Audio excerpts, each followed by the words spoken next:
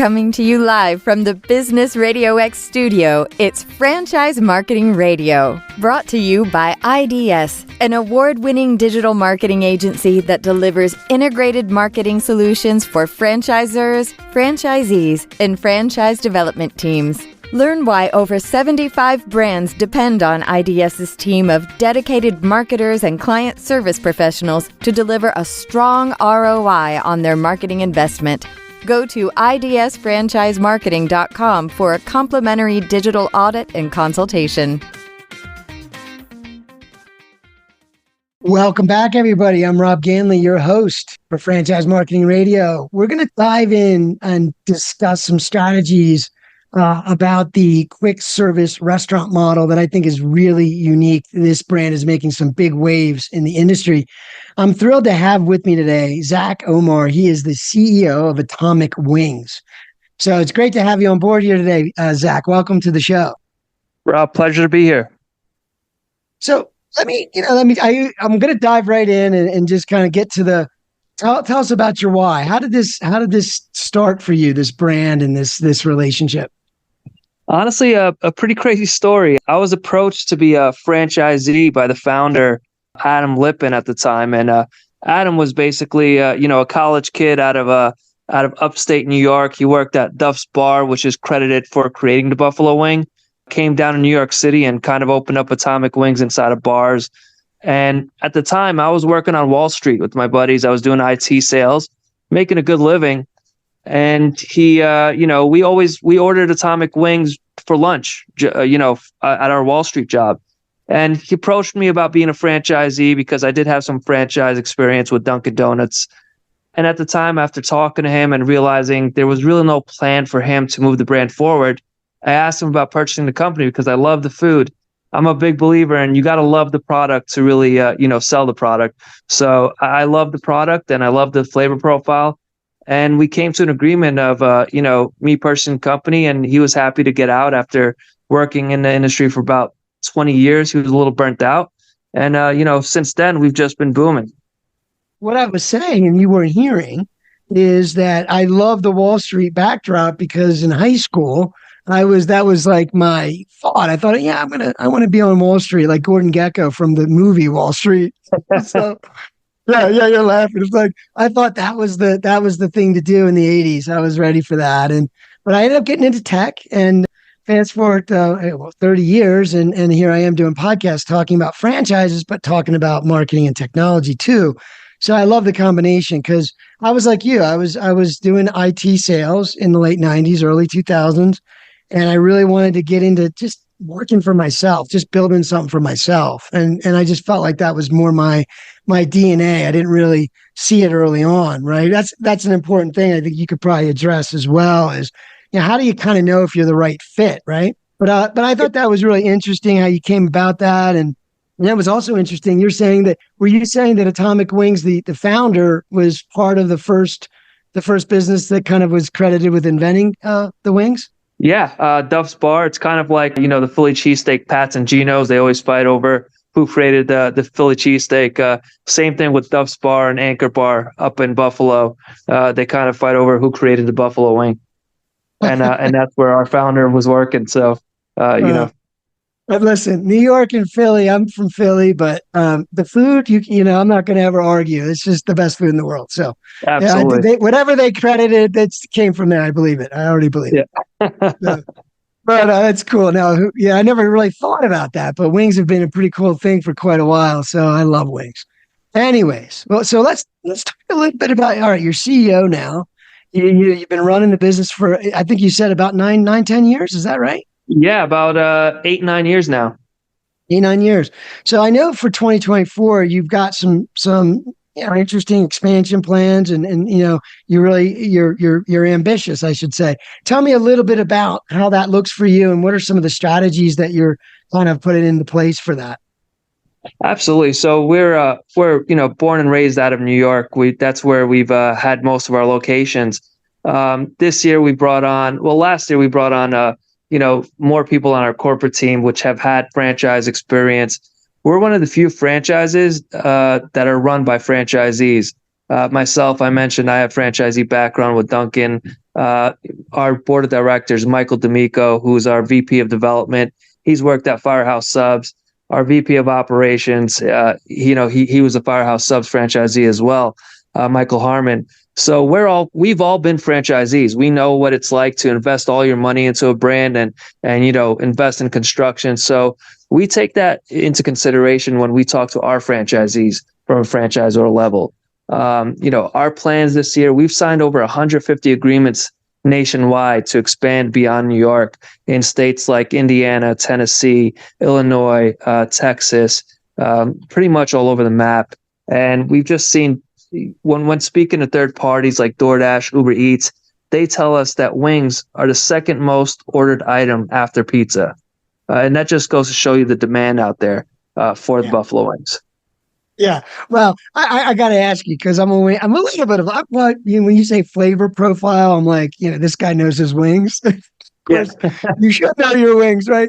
But tell me a little bit about all right, so you're going to expand amazingly. That's quite an expansion, but there must be a buzz, right? There must be some serious momentum. Tell us about the product. I know there's probably some unique angles there that make that a special product. Even though it's a wing, there's some special sauce to it for sure. So tell us more about that. Yeah. So let me tell you, a couple of things here. We want to be the place where you can find the wing that you like.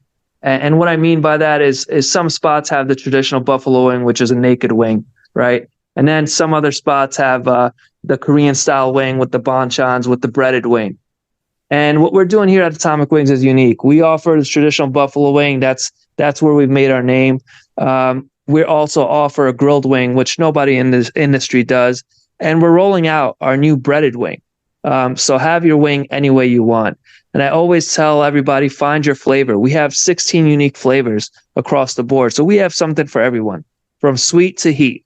If you're spice adverse, we have, honey barbecue, honey mustard. Another thing that sets us apart is we use fresh products. Nothing's ever frozen. We brine our wings. We're one of the few companies that actually brine our wings before putting them into the fryer. So we take a lot of extra process. We take a lot of extra steps before it even gets to the customer, because we believe that we do have a better chicken for our customers, antibiotic, hormone free. Our boneless wings, they're not frozen nuggets like some of our competitors. We hand cut our boneless wings every day, hand batter and hand bread them every day. So they're cooked to order. So you're really getting a meal that's cooked for you in a fast food environment. That's ridiculous. That's ridiculously good, honestly. Yeah.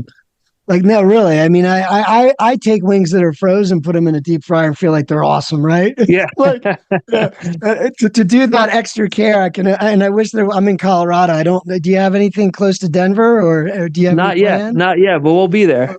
That's a great spot to be. Checking that out. Yeah. So, but I'm not going to come to Colorado anymore. I just went to Vail and I had that altitude sickness, so I'm out. No. I'm not coming out there. Don't visit me in Colorado Springs. It's lower. You won't get it. Just drink a lot of water. Drink a lot of water next time. Yeah. No, I've had that. Yeah, when we first moved here, that happened to me as well. It's not a fun thing. Not a fun thing at all. No.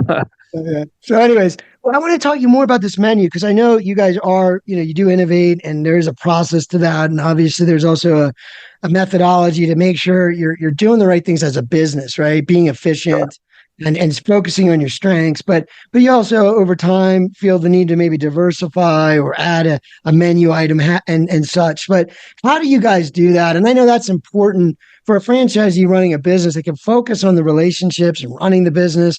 But the menu is amazing and it's always evolving. But how do you handle that? And is there anything else other than the wings? What else do you guys do?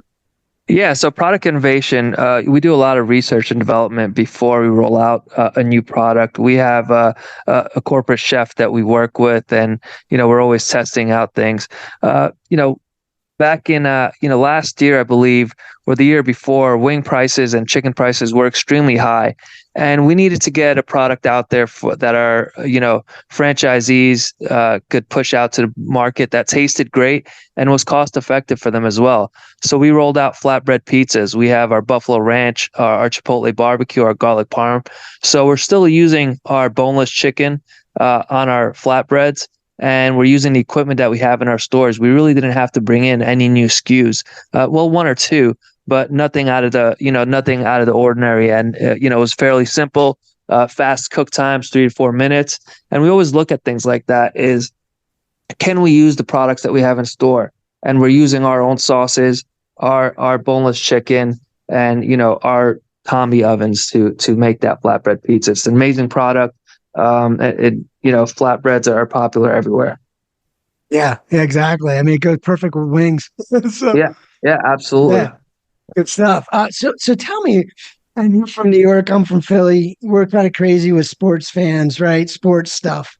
And when you think of that, you think of passion, and people just love their sports team. And I think of brands like that, right? Absolutely. And so I'm going to guess that people are pretty passionate about your wings.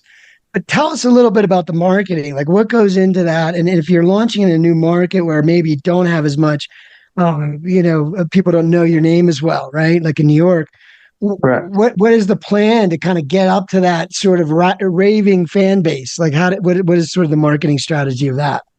Yeah, we have a huge grand opening, so we go all out for our grand openings to make sure that the locals know that we're there, especially entering a new market, like you said. But once you enter our brand, our TVs kind of have looping videos of where we've been featured on. So we've been on late night shows, we've been on Fox. We've had many influencers come into our restaurant. So it's kind of, we're not a mom and pop shop in Idaho or in Indiana. They see it on the screen and they're like, oh, wow, you guys are pretty big out here. And I'm a big believer that the product speaks for itself, right? Once we get people in the door, we have a lot of repeat customers just because they prefer our product to our competitors. They can taste the freshness and the quality of our product versus our competition. Yeah. I always, when I talk to you guys, businesses that are in the food business, right? To me, it's like the product is part of the marketing, right? Because if even you describing the wings made me hungry, like it is kind of lunchish right now for me anyway. But you kind of know when you eat something that's so good and you're like, this is awesome. You just talk about it. You know what I mean? Yeah. And then you want to go there with someone. And then, so that's huge for marketing and so important for word of mouth and to Word of build that mouth. Yeah. momentum. And we're in a different age, right? We're not big enough to have commercials on TV yet. So we use a lot of, influencers on Instagram and TikTok, and that seems to be what the younger generations kind of follow and react to. And we always want to be kind of cutting edge and hip to that. So we definitely invite influencers in, try our product, and give us their honest feedback on their own channels. And that has worked out for us so far. I love that. Thanks for sharing that. I think there's some wisdom in making that marketing shift, or at least emphasizing some of that. Yeah, I mean, the world of sort of mass market, we're all plugged into the same thing, is sort of behind us, right? And so you have to go get those audiences, and as long as you have the audience in that local area, you're good. You don't have to, know it anywhere else for that franchise. Yeah, that's right. That's right. Yeah. So you become famous in your own little world there. But that's how you do it, with that kind of guerrilla marketing, with influencers. Is there anything else you have found helpful that you always feel? I mean, obviously Google, finding people on maps and being able to order and things, but tell me anything else. Yeah, so we try to ingrain ourselves with the local community by, reaching out to the fire department, police department, local schools, local, teams, and just sometimes delivering free food out to them and letting them know that they have a place to come to in their own community where they can get great food. That's beautiful. Yeah, now community involvement is, I mean, as a business owner, right? I guess, and it's a question and I think a statement, because I've learned from others. But I mean, it's so important for business owners to kind of, know who the other players in the space are, right? That might benefit. I'm sorry, part of that, were you saying is there also any type of catering service you do, or is it mainly just let the employees know, maybe make offers to other businesses or joint ventures, but how does that exactly work? How do you partner with other businesses? Yeah, out in Brooklyn, we have a store on Utica Avenue in Brooklyn, and you would think, oh, how do they reach out? Brooklyn's so densely populated, right? It's not like the suburbs. But store owner in Brooklyn, franchisee, he went out to the local high schools and he has a standing catering order every month for that local high school. And they order from him. They order all different types of products. And he's reached out, and all those high school kids come to him after school, and they've probably recommended his location to admins in that school. So, it works both ways. It's kind of word of mouth as well as active reach out from our franchisees. That's great to have that flexibility too. When you're building a business, you definitely want to have multiple legs to the stool, right? Absolutely. And those business relationships tend to stick well and be pretty predictable, and really it's up to you. There's a territory, and I guess there's a proximity thing, but I'm sure you can hit as many as you want, and there's other ideas. So it's a pretty good option, other than just hoping for the foot traffic. But in Brooklyn, hopefully you get enough of that too. Yeah. Brooklyn's a different animal. I'd be depressed if I'm starting in Indianapolis somewhere in the suburbs, right? Yeah, but like you said, you could never sit back, just cross your fingers and hope for the best, right? It's always, no matter if you're in IT sales or any sales job that you're doing, right? Even the restaurant business, it's a sales job. At the end of the day, you're selling a product that you're hoping people would like. You got to go out there and gain their trust and gain their, gain access to them and have them try out your product. Like I said, it's a numbers game. The more people that try out your product, the more people are going to like it. And we're confident that people are going to like our food. I like that. I like that numbers game. Right? Me and you've been in sales. We know there's other things to offer. I try to just give out some free wings and get them hooked. So you mentioned earlier that you're signing, I think you said you had 150 in the pipeline. Correct. And I wanted to talk to you a little bit about the model, like the how you approach the expansion and area development or multi-unit ownership. Do you have some strategic relationships that have that you've leaned on and that you're purposely looking at that has helped you do that? Is it looking like that, or is it a lot of just onesie twosie, or is it there's some strategic relationships? I mean, that's quite an impressive number. Yeah, great question. As we've been growing, we've had a lot of different folks reach out to us, venture capitalists, et cetera, and what we chose to do here at Atomic Wings is we chose to keep it. I like to say, I know all my franchisees, I know their families. It's sort of a family run business, if you, could put it that way. And what we've done is we've grown organically. So we've made partnerships with area reps, master franchisees in certain states that, we vetted out, and we trust them to build out, and develop Atomic Wings within their states. So that's how we've been able to grow. And that's the partnerships that we've made. So we've made our partnerships with our own area reps in those states.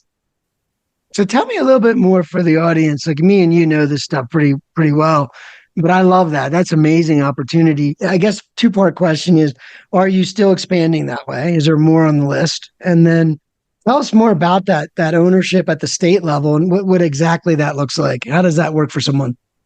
Yeah, absolutely. So an area rep, they've purchased an entire state or territory.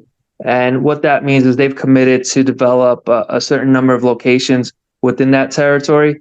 And they're sort of going to be the mentor for any franchisees they bring on within that state. And for their services, they are able to share in royalties and franchise fees with Atomic Wings. So, we would be sharing our royalties and our franchise fees with that local area rep. That's amazing. Amazing. Well, franchising has a lot of different ways to expand, but it's all about a network effort. It's we're all in this together, one brand. Okay. And you guys, Atomic Wings, man, you're getting people fired up. You got to bring it to Colorado for sure. Yeah. So you need a guy here.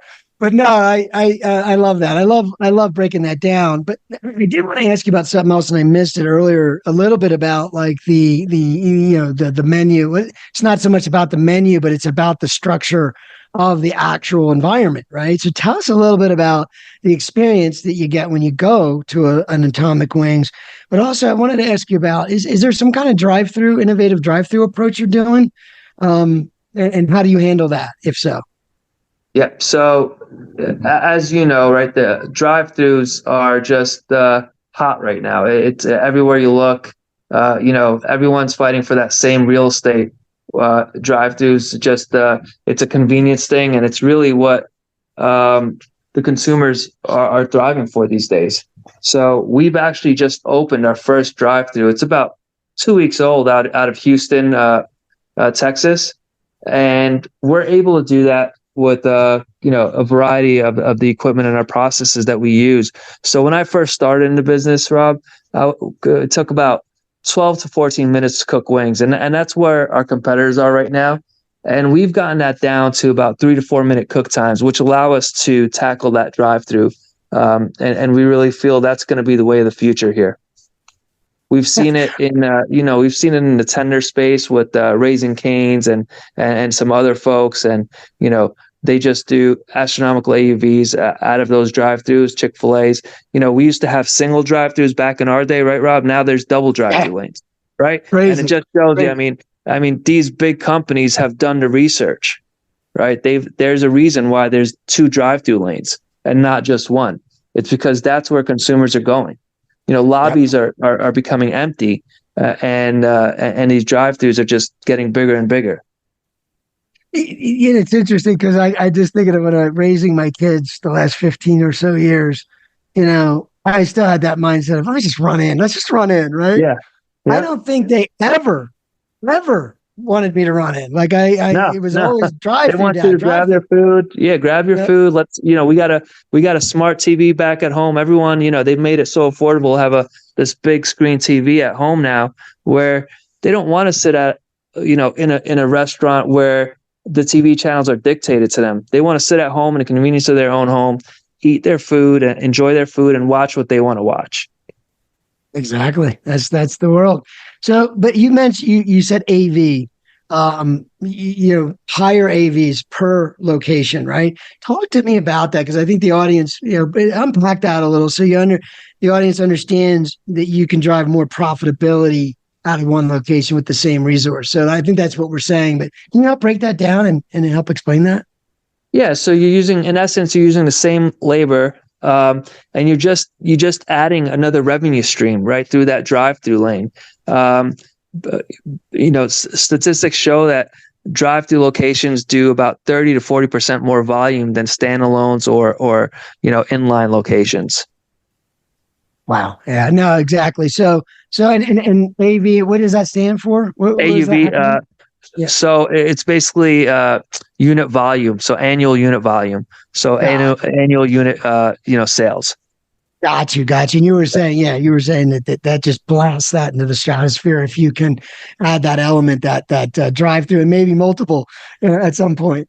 So that's cool. And so but you also had to solve the problem of being able to cook faster, right? Correct. And you don't want people waiting in a drive through for 12, 15 minutes. Right. And wings, in essence, that's why no one has done it thus far. There's a lot of brands that are bigger than us that haven't gotten into space, and it's just the way their process is compared to the way our process is. I think you might have just sold me right there. You know what I mean? Like that's very unique for anyone listening. But so let's just, as we wrap this up, I wanted to have like a little bit of a 2-part question. What are you looking for what does the right candidate look like to you? You're a guy that's now been doing this a while. You kind of probably can pick up on the right sort of traits that you've seen from your other franchisees and from yourself. But what are you looking for? And maybe it's transferable to other franchise ownership. So just, in case the audience is thinking of other things, but what general qualities are you looking for? And do you have any other advice for someone who might be where you were a few years back? So not just maybe a franchisee level, but maybe thinking about taking their brand and using the franchise model to expand. Any advice from that point of view? So could you help me with that? And we'll take it from there. Absolutely, Rob. This is what I tell potential franchisees when I speak to them. I say, it's not about the money for me. And this whole thing isn't about the money for me. I'm a competitive person and I want to be the best, and I want to provide the best product, and I'm passionate about the brand, and I'm passionate about our food, and I love it. And that's what I'm looking for from a franchisee. I'm looking for active ownership within their restaurants, building the culture that we want for your local community, and really being passionate about our food and showing the world what we have to offer. one thing that I've realized over the years is absentee ownership just kills the business. I've had situations where, there was an absentee owner and he was doing maybe $8,000 a week. I switched owners and they're doing $20,000 a week. And same location, same brand. And it just goes to show you have to be in your restaurant. You have to love doing this. You have to love customer service. You have to love the food industry. And if you don't, just like anything else in the world, if you don't love it, you're not going to give it your all and you're not going to do real well at it. So you really have to, this is something that you have to put your all into. If you're going to invest the type of money and, that you're going to put in a franchise and trust it to, I wouldn't do that with anything, with any investment. I wouldn't let anyone else run the ship. If I'm investing hundreds of thousands of dollars into something, it's my money and I'm going to take care of that money. And that's what I tell people. Yeah, I love that. No, I mean, look, I think the idea that the difference in ownership and same place, more revenue, it's really that connection you're making with your people that are coming in and out every day, right? It's that culture you said. It's that, because I know just for me, like if I'm going somewhere, I tend to go places that I enjoy. Most of the time they're friendly. They're very nice. Of course, the food is first. The food's awesome. But then if you go in there and they're always nice to you and smiling, like Chick-fil-A does it well, right? We know this. Chick-fil-A does an amazing job at it. Yeah. So, but you can't, like what you were saying is like, if you're not more connected, how are you managing that? Right. And if it's just kind of there and people kind of make their own decisions. You don't have your pulse on your restaurant. You don't know what's going on. You don't know what your customers are saying and you can't pivot, right? If there is an issue, you're so far removed from it that you won't be able to react to that issue. Yeah. Oh, exactly. So you were about 8-9 years ago, you were kind of thinking about, should I take this brand on?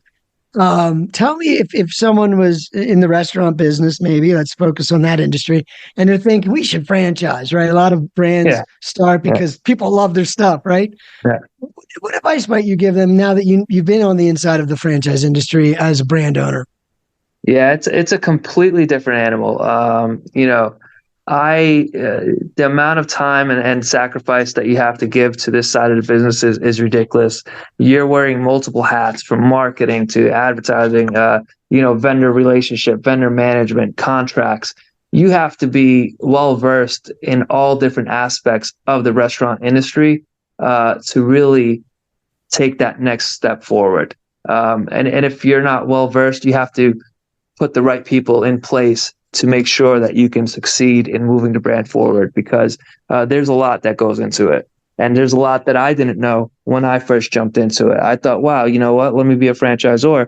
And it was easy when it was in New York and, there was only like 2 or 3 stores. Making that leap, it's really difficult, but it's also rewarding to see where we were as a brand to where we are today. Everything from brand decor to our operations manuals to our training manuals, it's light years from where we started at. And it's also, there's that feeling of, wow, look where we were and look where we are today.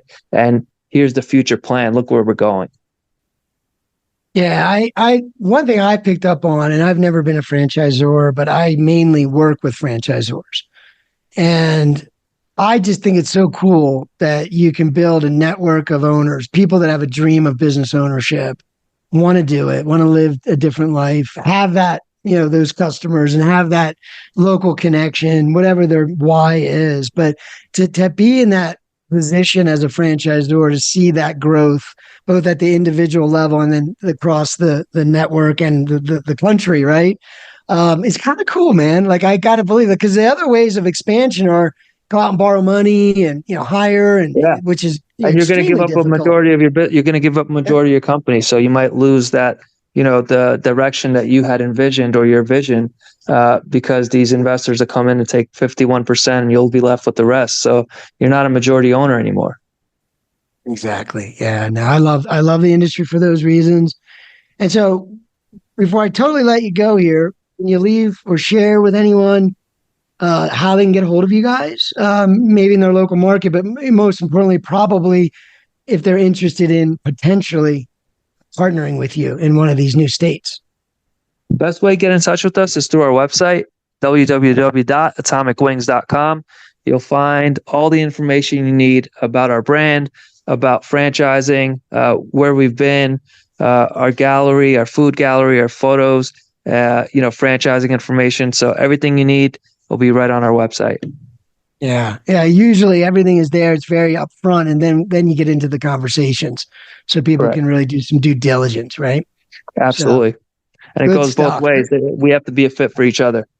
Exactly. Yes. And so there's nothing to hide, right? It's all out. There's no, lock it behind an email and then I'll tell you something. Yeah. But no, it's pretty much, go learn and then let us know. We're here for you. So I appreciate it. Zach, it's an absolute pleasure. And I hope you come back. I would love to see where we are in a year and two. And I will be keeping an eye out over here. So I'm hoping that I can come across an Atomic Wings here in the Colorado area and try it out. But we'll definitely be talking again, and I'll look forward to it. I appreciate your time. Thank you. Got it.